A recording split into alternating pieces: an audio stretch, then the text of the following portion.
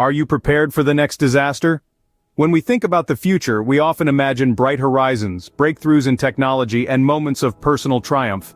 But life isn't always sunshine and rainbows. Sometimes it throws curveballs our way. Disasters, both natural and man-made, are a part of this unpredictable journey we call life. They can strike anytime, anywhere, turning our world upside down in a blink. So here comes the million-dollar question. Are you prepared to face them? Disaster preparedness isn't about living in constant fear. It's about being ready, being resilient. It's about equipping ourselves with the knowledge and tools to handle adversities. It's about being proactive rather than reactive. The importance of being prepared for a disaster cannot be overstated. It's not just about surviving the disaster itself, but also about dealing with the aftermath. Disasters can leave behind a trail of destruction, disrupting essential services, damaging homes, and causing physical and emotional trauma. Being prepared can mean the difference between life and death, between despair and hope. Yet, many of us find ourselves caught off guard when disaster strikes. We scramble, we panic, we make avoidable mistakes. Why? Because we didn't prepare. This video is your guide to change that. It's your blueprint to be better prepared. It's your roadmap to resilience. Our focus? The first 72 hours following a disaster. Why 72 hours? Because these initial hours are critical. They are about survival, about making the right decisions when every second counts. They are about understanding your needs, assessing your environment, and making the most of what you have.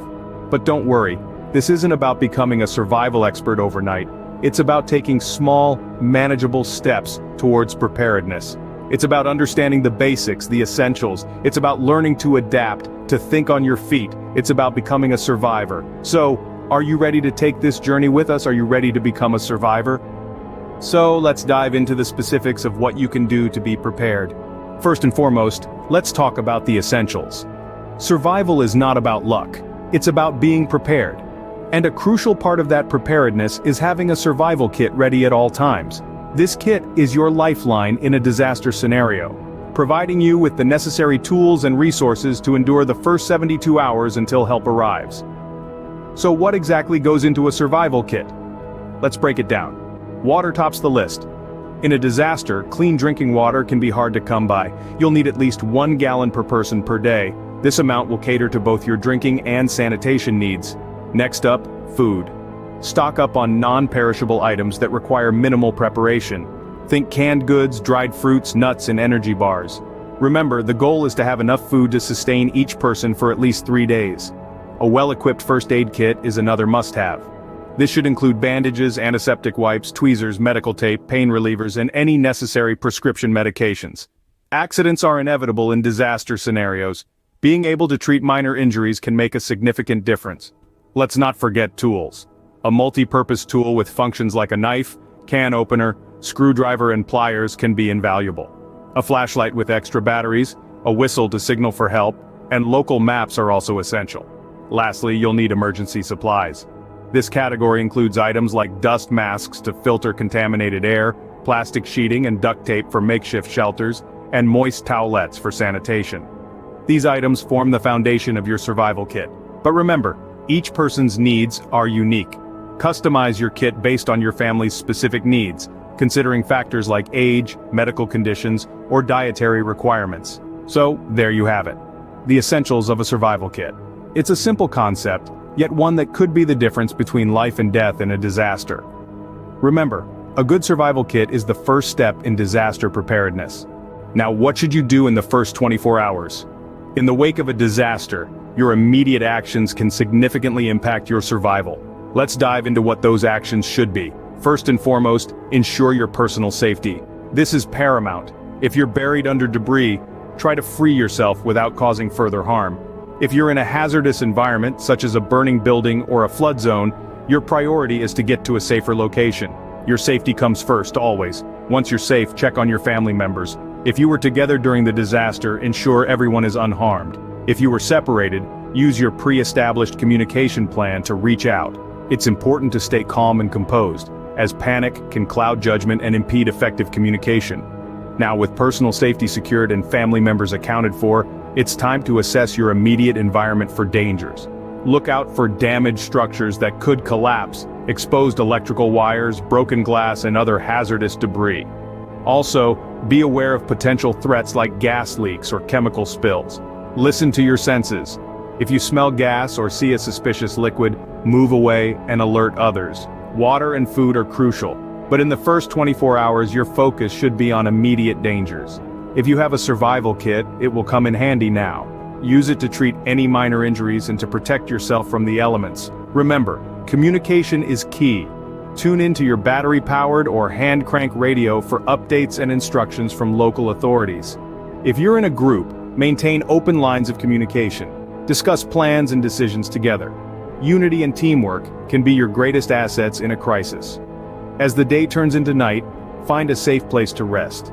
You'll need your strength for the days ahead. If possible, stay close to your family or group. There's safety in numbers. The first 24 hours after a disaster can be chaotic and frightening, but remember, your actions can make a significant difference. Stay calm, stay focused, and prioritize your safety and the safety of those around you. Remember, the first 24 hours are crucial, so stay calm and focused. Once you've made it through the first day, what comes next? In the aftermath of a disaster, the following 48 hours can be as crucial as the initial 24. The key to survival lies in staying informed, finding a safe shelter, and rationing your supplies. First, let's discuss the importance of staying informed. In a crisis, the situation can change rapidly. Roads could be blocked, or the area could be declared unsafe. You need to stay tuned to the latest news updates. Whether it's a hand-cranked radio, a battery-powered one, or even your mobile device, keep an ear out for updates from reliable sources. Remember, information is power. Next, let's talk about shelter. You might have been able to make do with a makeshift shelter for the first day, but now it's time to find something more secure, more permanent. Look for a structure that's still standing strong. If you're in the wilderness, a cave or a dense forest could serve as a good shelter. Remember, your shelter should protect you from the elements and any possible predators. Now, on to rationing supplies. You may have packed enough supplies to last for 72 hours, but what if help doesn't arrive in that time frame? It's essential to ration your food and water. Conserve your energy by limiting physical activities. Eat only when you're genuinely hungry, and drink when you're thirsty. And don't forget about your first aid supplies. Use them sparingly, only when necessary. During this time, keep your morale up. It's easy to feel overwhelmed, but remember, every second you survive is a victory. Keep a positive mindset and stay focused on your goal: survival. In the following 48 hours, your actions can determine your survival. Stay informed about the situation, find a safe shelter, and ration your supplies wisely. It's a challenging time, no doubt, but with the right knowledge and preparation, you can make it through. Always remember, stay informed and stay safe. As we approach the end of the first 72 hours, what should be the focus? Let's dive in. At this stage, it's crucial to seek help and connect with local emergency services. If you've managed to weather the storm for 3 days, it's time to reach out, assess the situation, and plan your next steps. Remember, you are not alone in this. There are resources and organizations ready to assist you during these challenging times. In the aftermath of any disaster, it's essential to stay informed. Tune into local news broadcasts, radio updates, or online resources to get the latest information.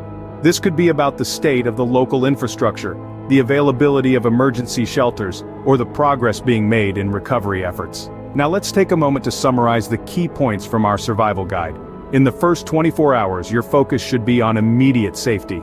Find shelter, secure your surroundings, and take stock of your resources. The next 48 hours are about sustaining yourself and those around you. This means rationing your supplies, maintaining your shelter, and taking care of your health. The final 24 hours are about reaching out and planning for the future. Connect with local emergency services, gather information, and start thinking about the days ahead. This cycle of preparation, survival, and planning is the foundation of surviving any disaster. Of course, each situation is unique, and your response may vary based on the nature of the disaster. But regardless of the specifics, these basic principles will guide you through those critical first 72 hours. Remember, preparation is not just about having the right supplies, it's also about having the right mindset. Being mentally prepared to face a disaster can make a significant difference in your survival chances. And that's how you can survive the first 72 hours of a disaster. Remember, preparation is key. So, if you found this video helpful, please like the video and subscribe to our channel for more informative content.